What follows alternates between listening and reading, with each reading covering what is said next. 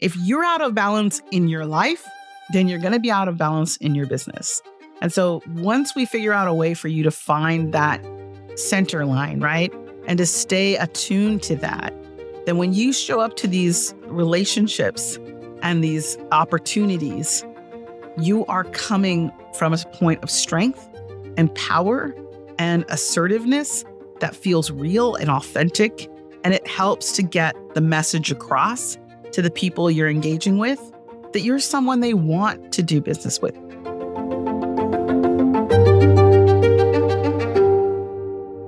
Hello, and welcome back to the Oracle on Purpose podcast. I'm your host, Leah Dunlap. And today I want to talk a little bit about women and what might be holding them back as women founders and entrepreneurs at leveraging their businesses, their contacts, their connections. People will tell women, like, it's all about networking. Get out there and meet people. It's all about relationships. And yet, there are so many women that I work with, and over the years, over 30 years now, that I've worked with them, there is this resistance inside of them. And I believe that it's become more and more clear to me as years go on, that one of the challenges that women at that level, we're talking mid six figures and more, people that have been either building a business that they've had for over 3 to 5 years. Maybe they start out as a solo entrepreneur, a practitioner of some sort, and then they decide to grow their business and to expand or scale. And they'll hear this constantly, get out and connect. It's all about connections. It's about who you know. It's building partnerships. It's about building relationships. And I think people miss somewhat obvious challenge that many women have, which is one, we tend to try to do it alone first. We tend to try to do it alone first. Now, why might that be the case?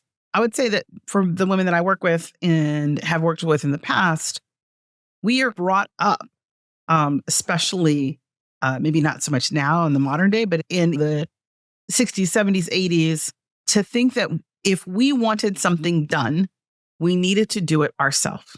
If we wanted to grow something or change something or make something in the world, that it was on our shoulders, that was added to our plate.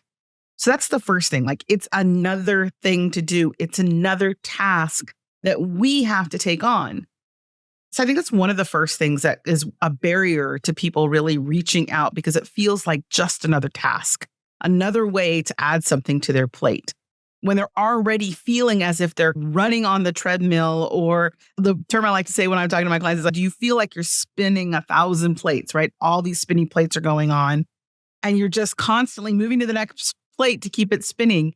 And if that's the case, will you think to yourself as a woman founder, oh yeah, let me just stop, right? Let me just step back and take time away to go build relationships. And the thing about relationship building is it takes time, right? People also say that relationship building takes time.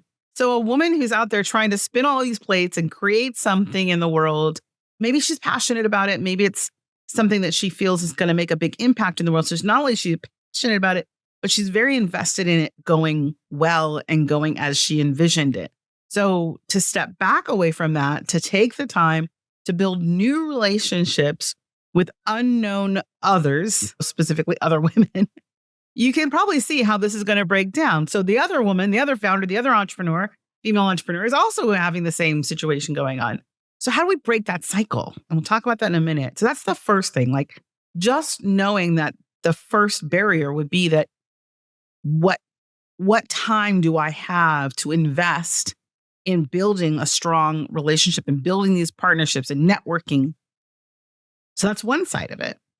The other thing is, and this I have often seen myself like in person, when we go to networking events, because of the number one thing I just said, we are so consumed as women are so consumed with that investment of time paying off quickly that they come into those environments in an energy that feels very desperate and clingy and fraught with this energy of got to get it done, got to make this make sense, got to get the next connection, got to make sure that when I walk away from here, I've gotten X amount of leads or so many business cards, and set up so many coffee dates. It's like, even as I'm seeing this, I'm getting stressed out. Like, it's very stressful.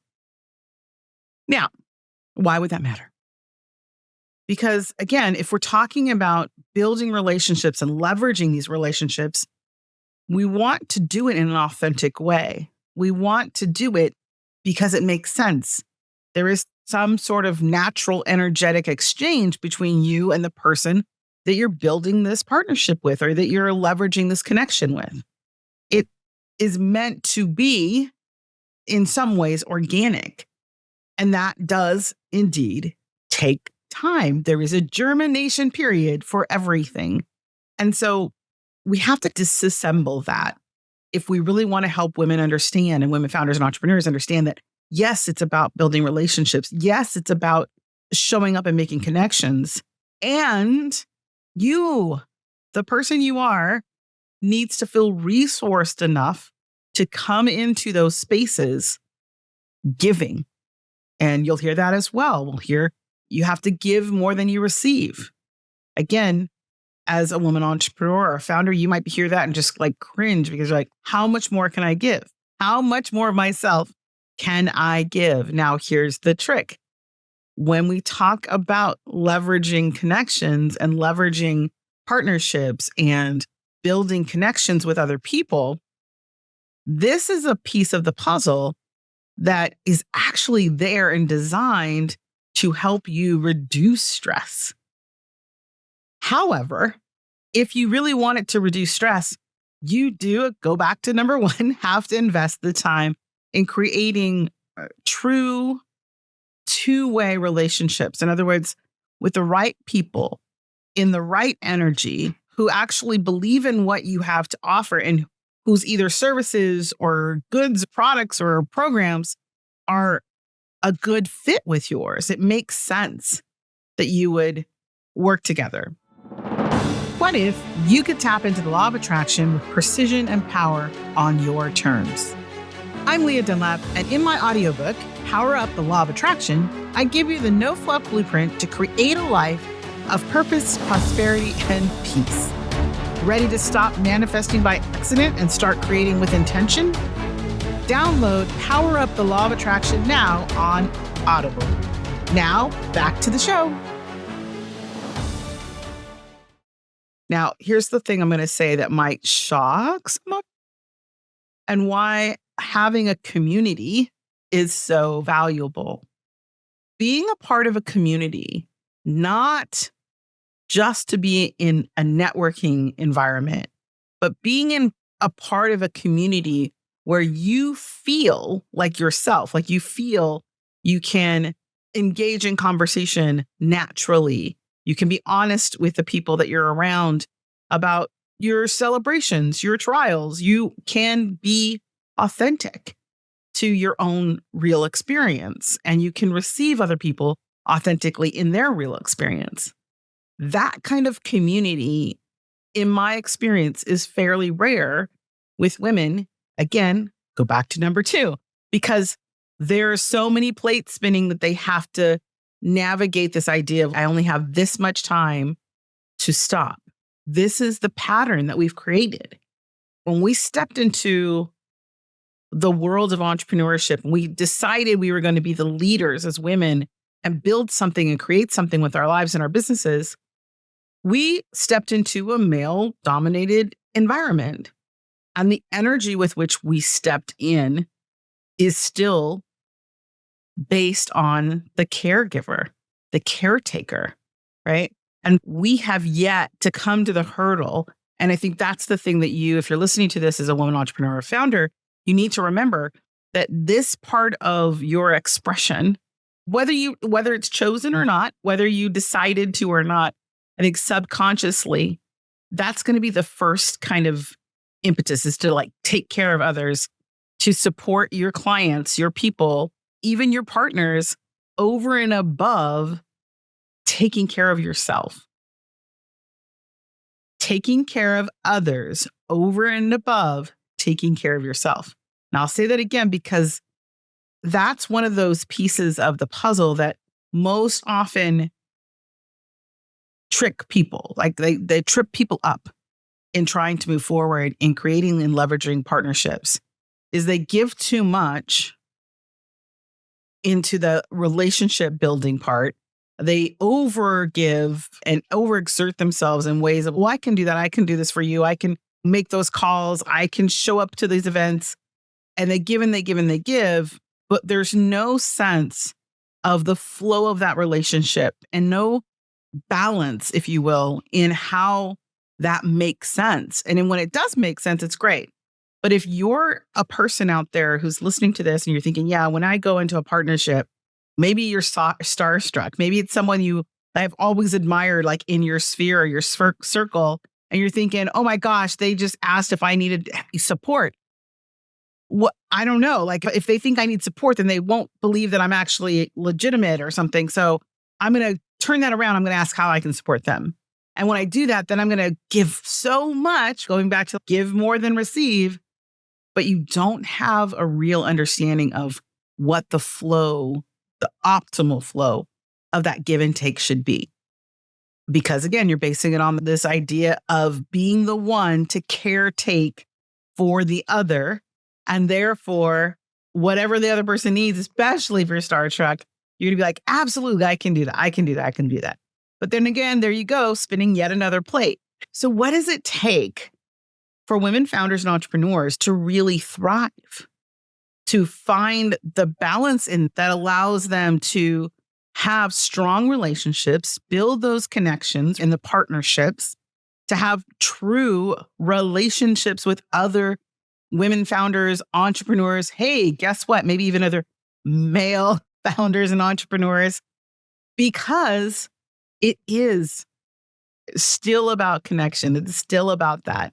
And it's like, how do you do that in a way that doesn't push you into a place where you feel so overwhelmed and so strung out that you're not able to really provide something of value in that exchange, or what you're providing isn't being reciprocated. And therefore you find yourself just feeling like you've been inside of the vampire, right? The energetic vampire situation where people are just sucking all the energy out of you and you're not being replenished. So what can you do about that? I think the number one thing that we need to recognize is we are responsible to take care of ourselves. And that's what I wanted to talk about today. I want to talk about self-sustaining activities, the ways that you set up your life and your business so that you are supported to do the work that you're meant to do in the world. That is key. What do you need to do so that you are supported in showing up and doing your best in the world? And if you don't know what that is, I suggest you take a little bit deeper dive in that. But if you're not even sure at all, I'm going to go ahead and say, comment on this particular podcast assessment, and I'll send you a free assessment so you can go through the process and say, where are you on that scale of really creating this limitless life based on these components of having a strong leveraging for your connections and your relationships and your community? Where are you in that? Like, how far off? What's the gap for you? So do take advantage of that. But for now, I want you to think about it this way. If you are only giving from even a full cup, then you're continually still depleting yourself, literally probably by the end of the day. And if you're giving from an unfull cup, of course, you're not only depleting yourself, but you're probably even going just into a deficit. So what is the answer? This is where this idea of self-sustaining activities comes into play. A self-sustaining activity beyond just something that is nurturing, right? So sometimes people talk about self-care. This goes even one step deeper. It says, what are the things that most nourish your body, your mind, and your soul? What are the things that most nourish your body, your mind, and your soul? And how can you incorporate activities every single day? Yes, you heard me, 7 days a week, every single day, that will do that. That will fill that cup from that perspective. So I like to let people know, like for me, there's this idea. The concept is like we have four main areas, four pillars, if you will, that will help you to uphold the concept of having this limitless life of purpose and prosperity, right? So when you think about what does it take to have this life, what areas of your life would you need to shore up? What would it look like? And then if you take these ideas and you say, what would I need to do in that area to help myself feel sustained? So for me, the four areas, the four pillars really are fulfilling your goals, having a purpose-driven mindset, uplifting community support, and a deep spiritual connection. Those are the four things. If you fill those cups, if you fill those pillars, then they will sustain you being able to be fully present, prosperous in your life and your work, right? That's the result you want. A limitless life is all about being fully present and prosperous in your life and your work. That's the balance. But these pillars, these places in us, these parts of our lives, and the way that we show up in being in our lives make the biggest difference in that. And so self-sustaining activities, specifically, I would say for this one in regards to what are we not leveraging, right? We talk about community. Is your community uplifting? And we go back to that. Is it just that feeling of, okay, I have a community. I go to a networking group every Wednesday at 5:00. I go there, I come in, I'm stretched out from the day, and I jump into the conversation. I give my 2-minute elevator speech, and then I just run around the room trying to get as many cards or as many coffee dates or as many connections, quote unquote, as possible. And then I go home. And maybe I send out emails to those people, or I register on their forms for a chat. And the energy with which you're showing up to that feels as frenetic as it just sounded. And it's not smooth and it's not balanced. And while it may be a component of building your business, it does not have that same resourcing energy as having an actual uplifted community of fellows, right? So birds of a feather. So of fellow entrepreneurs and founders, women maybe especially, who can see you, appreciate you, understand your journey, and be there to cheer you on as an equal, right? As somebody who's there alongside of their own journey, right? They're not seeing you as competition. They're not even necessarily seeing you as a potential lead. They're seeing you as a founder and an entrepreneur, as a fellow founder and entrepreneur going through a similar journey, maybe not the exact same journey. And they're there to give you a space to relax, to share, to mastermind. That's the kind of community we're talking about here. And that's what creating self-sustaining activities in your life means. It's tying in, tapping in into those resourced areas of our lives and making sure that we have that connection that we need, that we are then lifted up, energized, encouraged, maybe even nudged a little bit outside of our comfort zone. And if you are not doing that yet, I highly encourage you to find a community. If you're looking for a community, that is what our Limitless Life Club community is all about. We're about knowing what your goals are, following through on them, getting support around that, having a divine spiritual connection with the things that you're doing. Now, this isn't about a religious dogma. This is about really tapping into your soul's journey here and having people who see you and honor you and want you to be the best you can be. And so with that in mind, of course, I'm going to invite you to join us as part of the Limitless Life Club. And like I said, if you're not sure, just put assessment below. We'll get you the form to check it out. It's free. And you'll get to see what are those gaps for you? And does this make sense for you?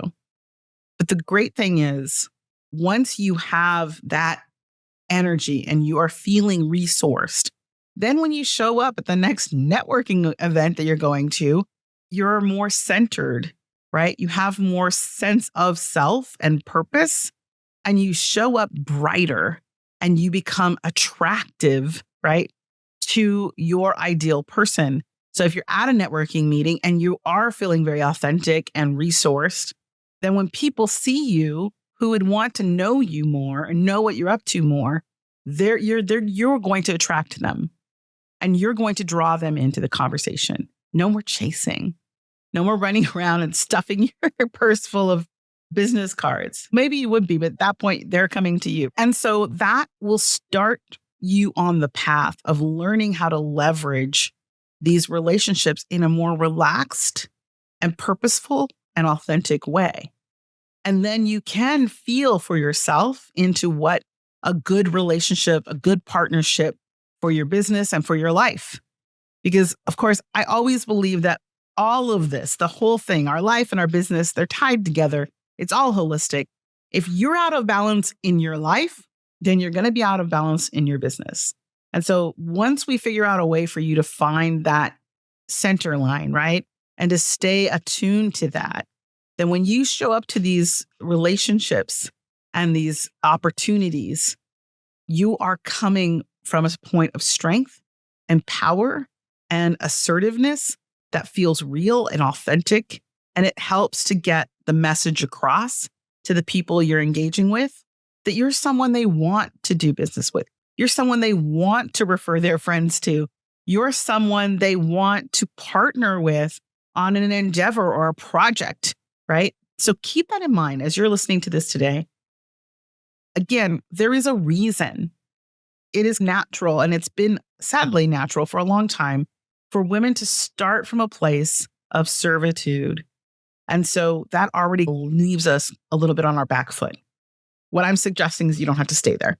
What I'm suggesting is this is your opportunity, if you're hearing this and it's ringing bells, to take the first step to calm your nervous system, to find that self-sustaining activity that makes you feel centered and grounded and supported and alive. Because that version of you, that's the attractive version. That's the one that people are going to want to know more. Lean into your conversations, lean into your pitches, because that's what they see. It's like a real, assertive, clear, focused person. And that is how women can actually learn to leverage these conversations. And we're probably going to do a part 2 on this, because the next part of this, of course, is then once you start making these connections, how do you take that leverage to the next level? Stay tuned, because we'll come back to that next time. But for now, just remember, if you are feeling like you could use a community of women, fellow entrepreneurs, founders, who are also invested in really making a difference in the world, in fulfilling their own purpose, in having a spiritual connection to source, in really getting their goals accomplished, and to have that in an environment that's fun and engaging, then I invite you to check out the Limitless Life Club. And if you're not quite sure, like I said, put assessment below and we'll get you the form so you can check it out. And as a bonus, if you complete the assessment and you so choose, you can actually get an opportunity to speak with me directly, and we'll help you figure out where are those gaps and how you might actually make the needle move. All right. Thanks so much for watching. I'm Leah Dunlap, the Oracle on Purpose, and this is the Oracle on Purpose podcast. Make sure you subscribe below so you can catch us on the next time when we do part 2 of what it takes to leverage your business as a woman entrepreneur and founder.